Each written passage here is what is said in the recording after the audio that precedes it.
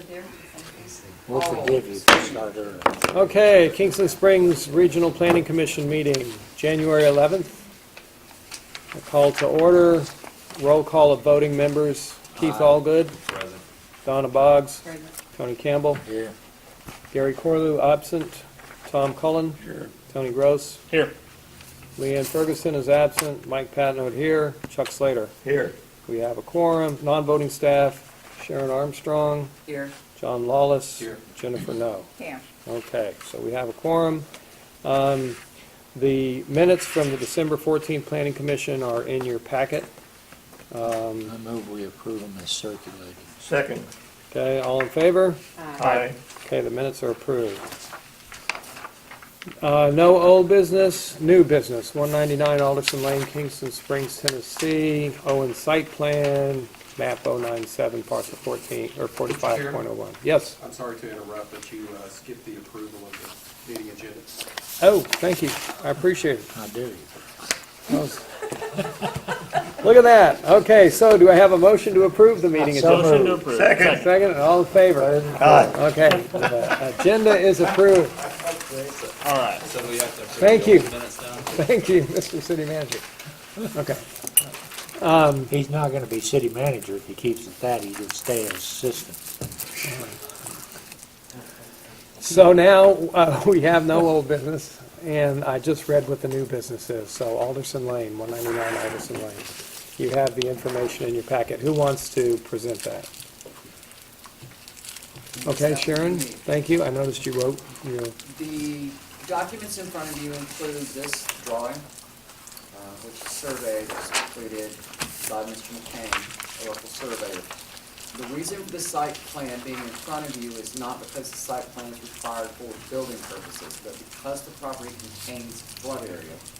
Your ordinance requires them to scale development in relation to the flood line for any proposed parcel that contains any flood area that you regulate. So on the drawing in front of you, you will note a number of things. This is the flood line, flood area that is regulated by the town of Kingston Springs. As you remember, you got new maps in 2016. The flood area is left of this.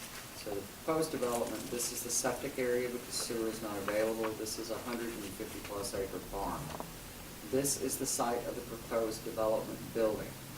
So while the drawing doesn't contain a great deal of detail, the only reason for it being here is so that we can comply with the FEMA ordinance that you've adopted.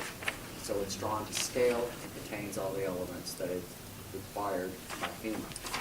In addition to that, in your packet, you will notice a number of numbers around this building.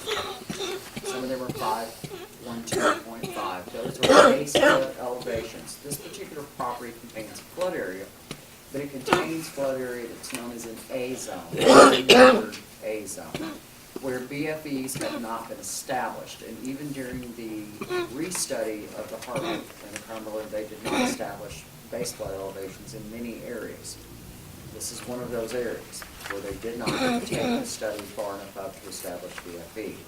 So we advised the applicant that if he was going to proceed, because it's in an unnumbered A zone and your ordinance requires it, they had to obtain a base flood elevation for the location of the proposed development.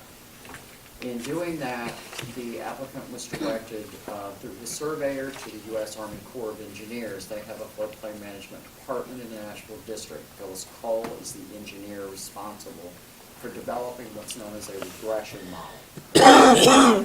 A regression model takes the last known base flood elevation on the property and then does forecasting and hydrology and pulls data from the study in order to produce a base flood elevation at the location of proposed development. That is included in the letter that was furnished by Ms. Cole. Now, as many of you know, and I've heard several expressions of concern with regard to development in this area and on this property. You can suggest anything you like to an applicant, but when you reproduced your maps and you adopted them, you can only regulate what lies in the regulated areas. So For those of you who were here during the 2010 flood and had any experience with it, more than 50% of the structures that flooded lay outside of a mapped flood area that's regulated by the town. The new maps in 2016 that you adopted were produced starting in 2012. They came out in a somewhat proposed form in 2014. You'll think back a little bit further, we had a training session where the council nor the commission, this planning commission, nor the city commission was furnished those maps because of the previous administration error. So you never saw them. By the time you saw them, you were forced to adopt them in order not to lose your status in the National Flood Insurance Program. Those maps contain less flood area than previous maps. So until FEMA agrees to do another restudy, or until we continue to collect enough data through regression models, you're stuck with those maps. So in this particular case, my reason for bringing this to you is to tell you that even though it may be on paper only, it complies. The BFEs are above the regression model that was established by the Corps for this project. It complies with your ordinance, and it does not encroach on the regulated flood area. And with that, I will entertain questions. I have a comment or two. I happen to live on Turnbull Creek, 2 miles as the crow flies upstream from that. Yes, And sir. during the 2010 flood, at our location, the water got up to 534.4. This is based on the elevation of the slab for the creeks, or the Cliffview Clubhouse, the bottom level. Yes, sir. And that was at 526, 4 inches, according to the surveyors. In addition, the water I measured was 7 feet, 8 inches above that, which puts the total elevation of the flood at that point at 534. That's 22 feet above 534, 22 feet above where this is being proposed to be placed. Now, you know, I would have a great deal, whether I have flood insurance or not, I would be a great deal of concern about putting a structure up that is potentially going to be under 20 or 25 feet of water the next 2010 flood that comes. I would absolutely concur with your opinion, and having also experienced the flood in a somewhat personal way, because we worked it here afterwards. There's a picture back, by the way, of the clubhouse, and you can see, Mr. Yes, sir. McKinney, that it's right up to the top of that bottom level. I'm trying to remember how it impacted. Mr. Cullen did a lot of field survey work after the flood, observing what happened. I don't remember what happened. My partner and my spouse and I did that same sort of thing with a bass boat. So with a depth finder, because we wanted to know what the watermarks were. The report that Ms. Cole has furnished via the U.S. Corps of Engineers, which is FEMA's accepted standard response to not having a base flood elevation, is that she internalized a watermark from the 2010 flood in her report and study. She also noted in there that while flood insurance would not be required, that it would be strongly encouraged to the applicant to purchase it. So all of that has been disclosed to the applicant as plainly as I'm disclosing it to you. Do I think this will flood somewhere in the future? Yes, I do. I think if the ground's saturated for a period of 2 weeks and it rains for 2 days, as it did before, the same scenario will replicate. So having said all of that, I advocated and encouraged the city, because we met in 2014 when the study was going on. We had a public meeting. And I advocated and encouraged then that when those maps came down, that the city review them carefully. Unfortunately, because of an administrative error previously, you were not afforded copies of those maps. So you are now married to the ones that you have. Your only other alternative to not adopting the maps as they were presented to you was to lose your participation in the National Flood Insurance Program.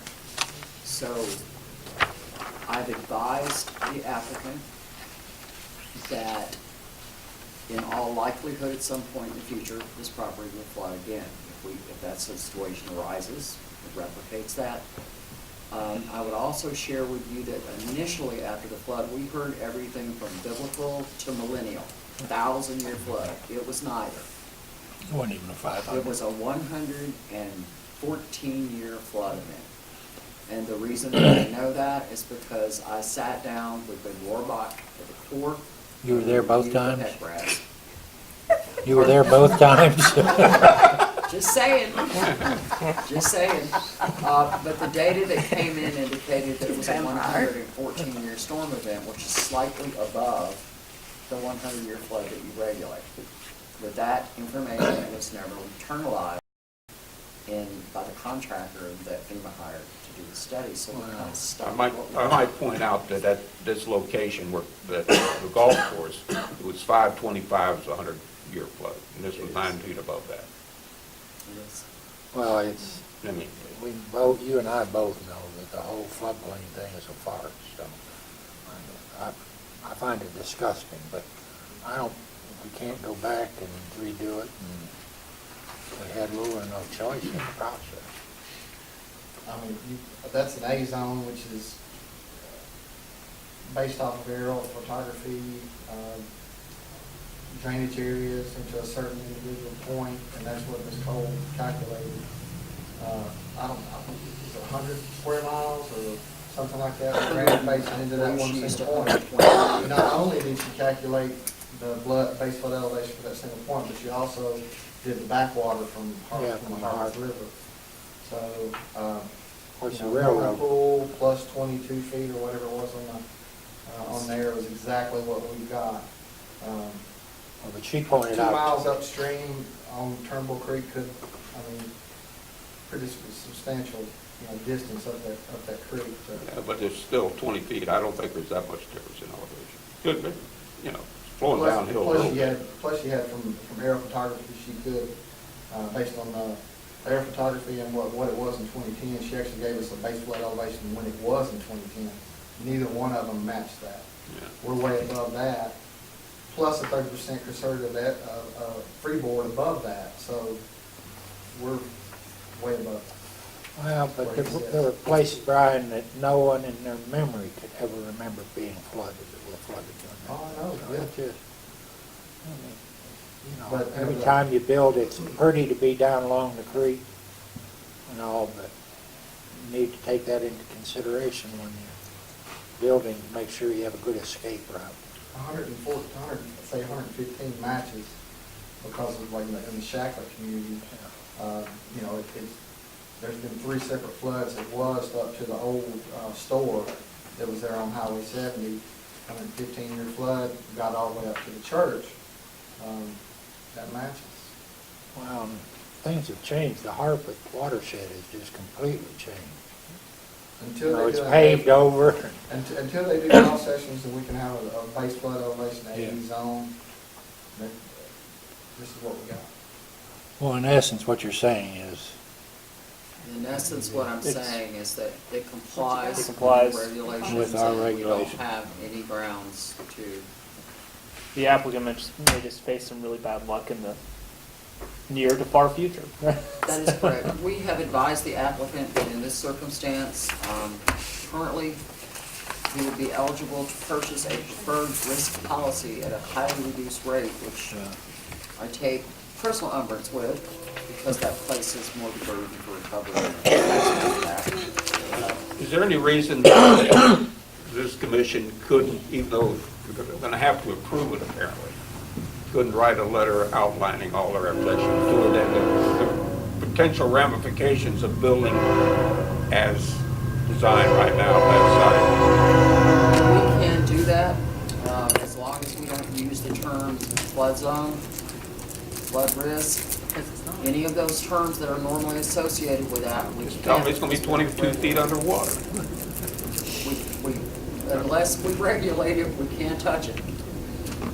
I It's think we just- could. No, I think, all I'm trying to is just make them aware that this planning commission has officially, a great deal of Conservation. difficulty, in accepting that this is the proper location to build what he wants to build.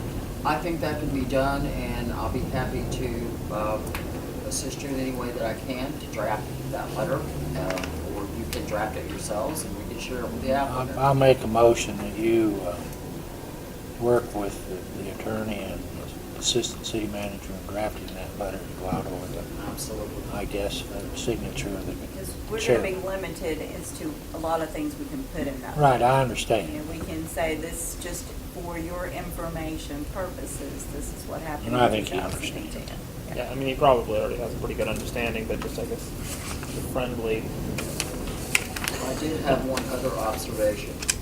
Many communities in response to the 2014 restudy of the Cumberland Market have elected to adopt the saturation of the 2010 flood as their flood area.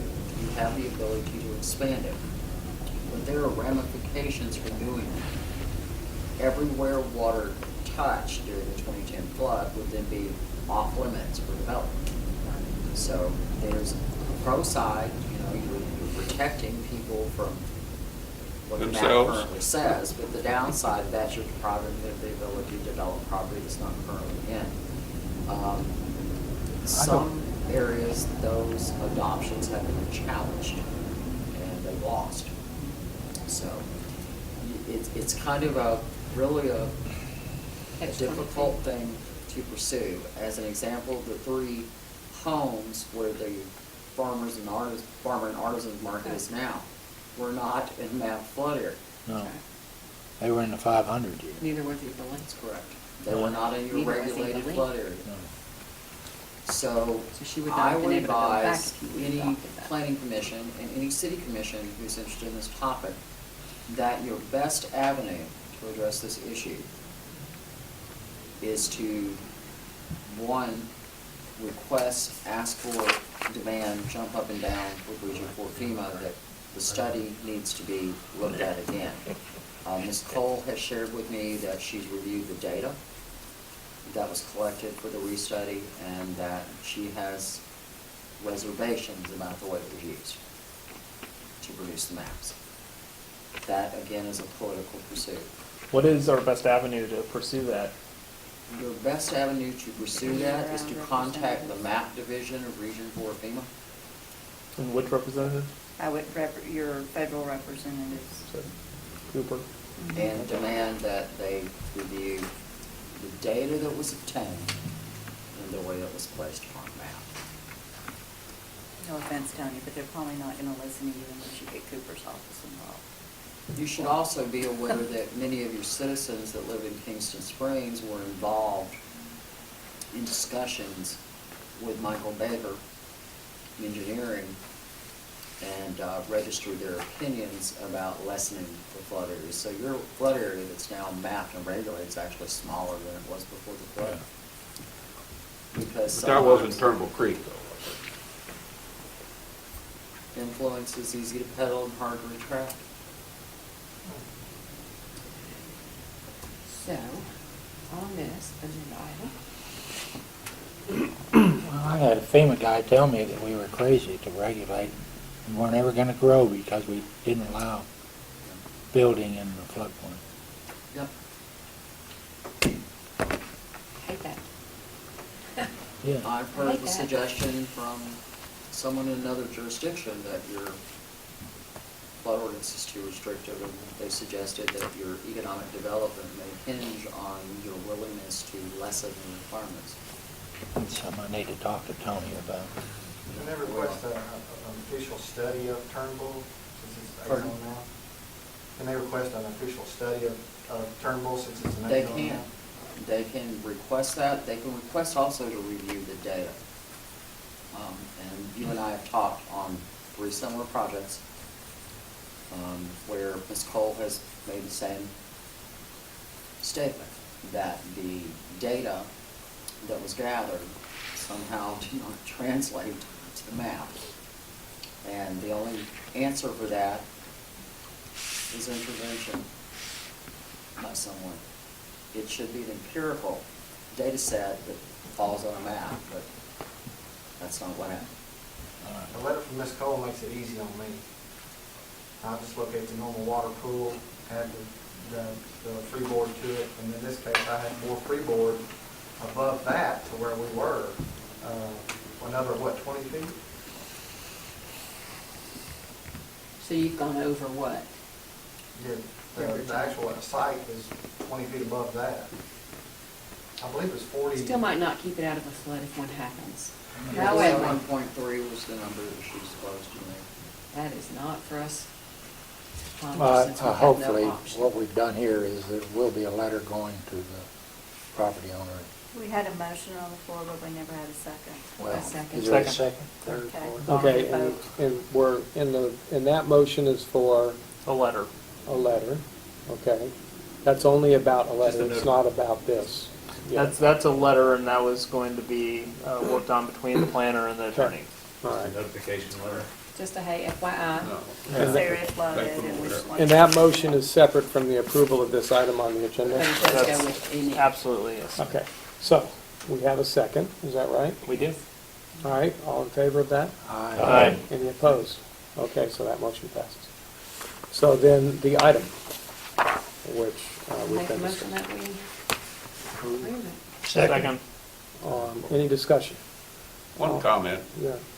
Is there any reason that that complex couldn't be located at the site of the old house on there, which was at 30 feet above what's being proposed? It's not that far above where he's at now. I'd imagine. But the maps show 540 at that location, the old house. I think it's probably 10, 15 feet above where he's at now. Just from- It should be 512 to 540. I was just looking at the Coastal Geodetic Survey lines through Yeah, there. I don't think so. I think it's, You're out there, I'm not. yeah, you could eyeball and see just below the, standing, you could eyeball and see just below the foundation. Has that been torn down yet? No. Wonder if the beehive is still there. There used to be honeybees right there above the door going in, and honey would drip down on you as you went into the house. Okay, Do you have any, did it flood in anywhere near the house in 2010? I think that That's what Tony and one I of were the just talking limiting about. factors for the relocation of the site is that your ordinances limit the length of a private road. This is a private road. And you won't It's allow beyond. that private road to run a certain It's distance beyond back. that. The house It's is also beyond that. shared by another residence that was permitted sometime between 2012 and 2015. Hmm. Well, that answers that question. any other discussion on the motion? Information. Any other discussion on the motion? Okay, so all in favor? Aye. Any opposed? Okay, so that item passes. I'll motion that. The only other thing I see is item 8. Did you want to, Yes, sir, thank you. I sent out a reminder earlier this week. Your ethics are due to the state by the end of the month, so if you haven't submitted them, please do so.